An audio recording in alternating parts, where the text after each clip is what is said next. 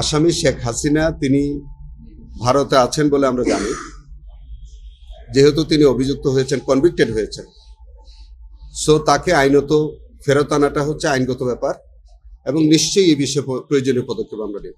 এটা ICT tribunal অ্যাক্টের 9(4) এবং রুলসের 46-এ আমাদের একটি বিধান আছে যে আমরা যে কোনো স্টেজে, যে কোনো পর্যায়ে যদি প্রসিকিউশনের কাছে মনে হয় যে কোনো মামলায় কোনো একটি ভাইটাল এভিডেন্স আমাদের লেফট আউট হয়ে গেছে, সেই এভিডেন্সটা আমরা এডিশনাল এভিডেন্স হিসেবে এটা আমরা টেন্ডার করার একটা সুযোগ আইনগতভাবে আছে।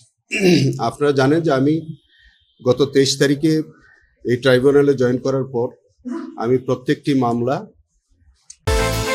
বিকাশ পেমেন্টে 10,000 টাকার বেশি অফার, শপিং চলছে তো। আলাদা আলাদাভাবে আমি পর্যবেক্ষণ করছি। যেসব মামলাগুলোর ইনভেস্টিগেশন সঠিকভাবে হয়েছে বলে আমার কাছে মনে হচ্ছে, সেগুলো আমি স্ব প্রসিকিউটরদেরকে আমি সেইভাবে চালানোর নির্দেশ দিচ্ছি। যেগুলো ইনভেস্টিগেশন আমার কাছে মনে হচ্ছে যে এই ইনভেস্টিগেশনগুলো আবারও হওয়া উচিত, সেগুলো আমি সংশ্লিষ্ট তদন্তকারী কর্মকর্তাদেরকে আমি সেভাবে নির্দেশনা দিচ্ছি। এই মামলাটি আমার আগেই রায়ের জন্য ধার্য ছিল, কিন্তু আমার কাছে মনে হয়েছে যে এই সমস্ত মামলাটি আমার পর্যবেক্ষণ করা প্রয়োজন। সেই হিসাবে এই মামলাটি আমি সম্পূর্ণ দেখলাম।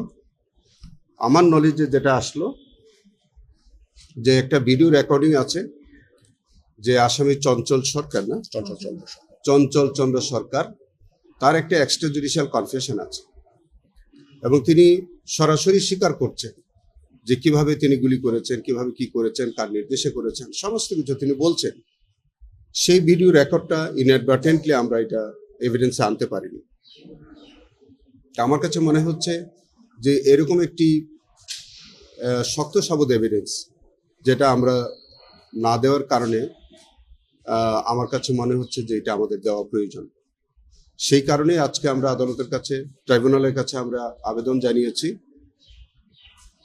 যে আমরা এই এভিডেন্সটা আনতে চাই, আমরা টেন্ডার করতে চাই। মাননীয় ট্রাইব্যুনাল হয়তো আমাদের আবেদন বিবেচনা করে হয়তো এটা একজন করতে পারেন বা কি করবেন, এটা ট্রাইব্যুনাল এখনো সিদ্ধান্ত দেননি।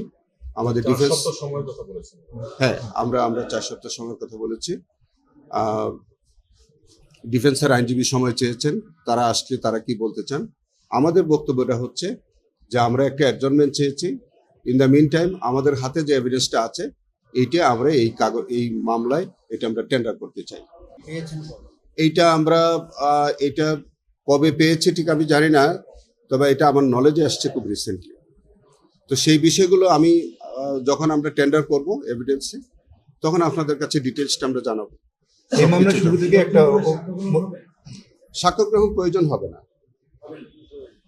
এটা আমরা যদি টেন্ডার করি আমরা সরাসরি এভিডেন্সে দিতে পারবো। ডিফেন্সকে শুধু আমাদের নোটিশ দিলি। আচ্ছা, এটা কি আপনাদের গাফিলতি মনে হয় না যে একটা না, সাক্ষ্য দেওয়া হলো? এটা গাফিলতি না, এটা আমাদের ত্রুটি বিচ্যুতির মধ্যে হতে পারে, অথবা এভিডেন্সটা হয়তো তখন ছিল না, সাবসিকুয়েন্টলি হয়তো এসছে, এরকম হতে পারে। যেহেতু এটা বিষয়টা আমার কাছে ইনস্ট্যান্টলি আসছে, এই জন্য আমি তাৎক্ষণিকভাবে মনে হলো যে এই এভিডেন্সটা আমাদের দেওয়া প্রয়োজন।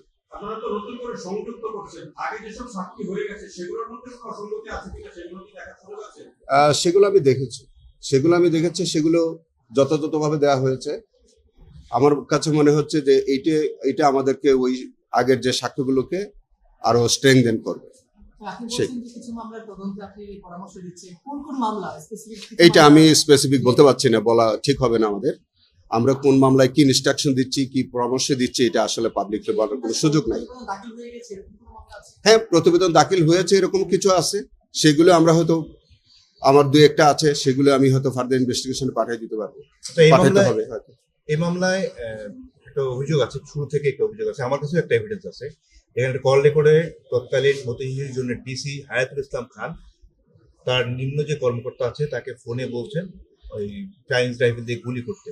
আমরা দেখেছি এই মামলায় শুরু থেকেই হায়াতুল ইসলাম খানকে কোনো একটা কারণে, অদৃশ্য কারণে বাদ দেওয়া হয়েছে।